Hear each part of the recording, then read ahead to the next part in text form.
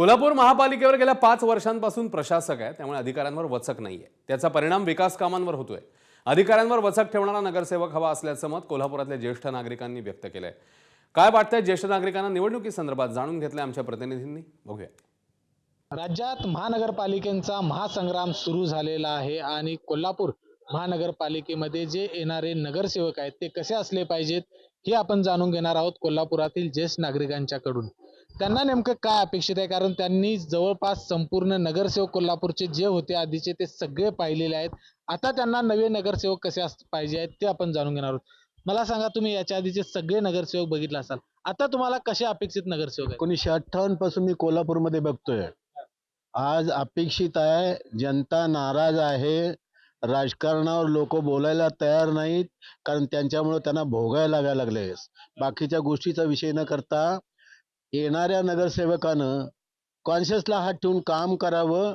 जनतेच्या अपेक्षा तुमच्याकडनं फार चांगल्या आहेत आणि त्या जर घडल्या नाही तर उद्विग्नता निर्माण होईल। नाना, मला सांगा, जे येणारे सगळे नगरसेवक असतील, कारण पहिल्यांदाच आता 4 प्रभागांचा वॉर्ड होतोय, हे एकमेकात कसं जुळवून घेतील? मुळात जो चांगला प्रामाणिक कार्यकर्ता तो त्या भागातल्या 4 गलीच्या प्रभावाखाली बिन पैशाचा निवडून येत होता आणि त्याची एक सेवाभावी वृत्तीनं तो निवडणुकीसाठी उतरत होता। परंतु आता 4 प्रभाग झाल्यामुळं एकंदरीत निवडणुका ह्या महागड्या झालेल्या आहेत, त्यामुळे एक सामान्यातला सामान्य कार्यकर्ता निवडून येईल अशी अपेक्षा आता जनतेची बिलकुल नाही आहे। परंतु आपले जे निवडून येतील त्यांनी किमान पक्षी एक अत्यावश्यक अशा ज्या सेवा आहेत, विशेषतः कोल्हापूरचा रस्ते आहेत, कोल्हापूरचे स्वच्छतेचं आहे, म्हणजे कोल्हापूरच्या एकंदरीत जी काय आढावा घेत असताना फारशी आशादायक बिलकुल परिस्थिती नाही आहे। त्यांनी जनतेच्या भिडणाऱ्या प्रश्नाशी काम करणारा नगरसेवक असावा ही आमची माफक अपेक्षा आहे। मला सांगा, या सगळ्या निवडणुकीच्या दरम्यान तरुणांना किती संधी देणं खूप गरजेचं आहे ते सांगा। हो, खरोखर तरुणांना संधी देणं खूप गरजेचं आहे, कारण अपेक्षा आहे की जो येणारा नगरसेवक आहे त्याला कोल्हापूरचं ज्ञान असावं। जे ज्येष्ठ नागरिक आहेत त्यांची अवहेलना होत आहे। ज्या ज्या ठिकाणी जातात त्या त्या ठिकाणी कुठंतरी एक सन्मानाने थोडंसं एक विचारपूस जरी केली त्याच्या मनावर कुठंतरी एक फुंकर मारली जाईल। आणि ह्या सगळ्या गोष्टी जर एक तरुण नगरसेवक खरोखरच म्हणजे प्रामाणिकपणे जर करत असेल तर कुठंतरी एक चांगलं स्वरूप येईल। बऱ्याच अपेक्षा आहेत येणाऱ्या नगरसेवकाकडून। सर, तरुण मुलांना जर आता ह्या राजकारणात जर यायचं असेल किंवा ज्याला काय या सामाजिक क्षेत्रात काम करायचं असेल, त्यांनी आपल्या समाजाचं भान ठेवून आपल्या ह्या शहराचा विकास, आपल्या ह्या राज्यांचा केलेला विकास, शाहू महाराजांनी जे पेरवून ठेवलेला आहे ते फक्त याला खत पाणी घालून आपण उगवायचं आहे। आणि हे आपली सुजन संपत्ती आहे आपल्याला शाहू महाराजांनी निर्माण केलेली, ही विकसित करायची।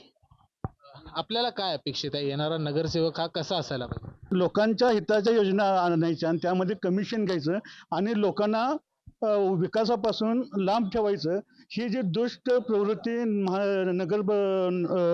नगरसेवकांमध्ये निर्माण झालेली आहे, तर अशी दुष्प्रवृत्ती नसलेले प्रामाणिकपणाचे निकष लागवणारे प्रामाणिक नगरसेवक असावेत अशी आमची इच्छा आहे।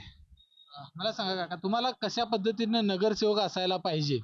मला नगरसेवक जो पाहिजे आहे तो सर्व जणांच्याबरोबर सामुदायिकपणे राहिला पाहिजे।